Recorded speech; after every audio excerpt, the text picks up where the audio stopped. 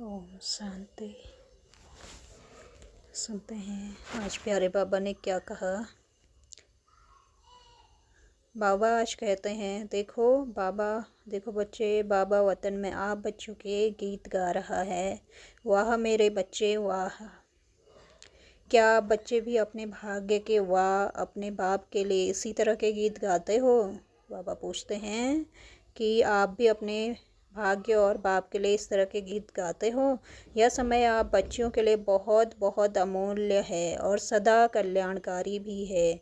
क्या फिर आप बच्चों को इतना निश्चय और नशा है, या कोई अकल्याण का सीन देख क्यों करने लग जाते हो? पर यह जो समय है वह कल्याणकारी है और कल्याणकारी परमात्मा बाप भी आप बच्चों के साथ है।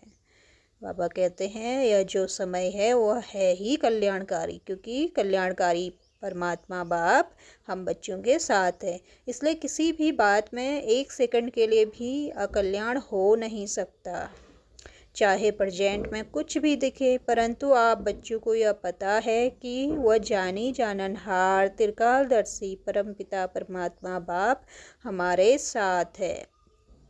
तो निश्चय, जैसे बाबा बोलते हैं ना, निश्चय पे ही विजय है। क्योंकि अगर बाप हमारे साथ है तो हमारा कल्याण कभी हो नहीं सकता है। भले ही प्रेजेंट में हमें कोई भी सीन दिखाई दे कि कुछ भी गलत लग रहा हो, पर उसमें भी बहुत ही अधिक हमारा कल्याण छिपा है।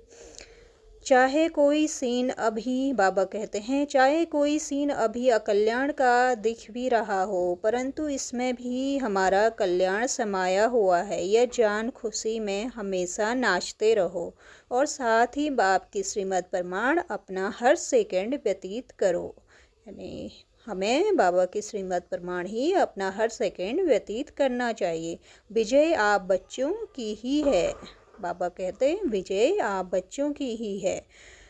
आगे बाबा कहते, जो बच्चे इस अमूल्य समय के महत्व को ना समझ अपने मन बुद्धि और संस्कारों के वशीभूत हो अपना एक सेकंड भी व्यर्थ कर रहे हैं, उन बच्चों का पश्चाताप भी अपार है। यानी बाबा ने बोला अपने मन बुद्धि और संस्कारों के वशीभूत हो अपना एक सेकंड भी जो व्यर्थ कर रहे हैं, तो पश्चाताप भी उन बच्चों को अपार होने वाला है।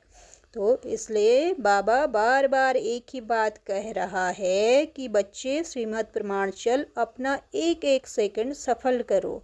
अपने आप को आत्मा समझ परमात्मा बाप को साथ रखने का पुरुषार्थ करो।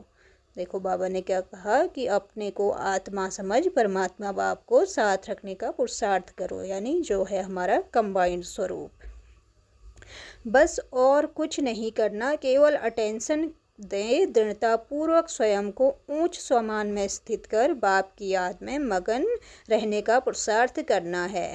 स्वयं को ऊंच स्वमान दे परमात्मा बाप की याद में मगन रहने का पुरुषार्थ करना है। फिर 100% बाप आपका जिम्मेवार है, अन्यथा नहीं।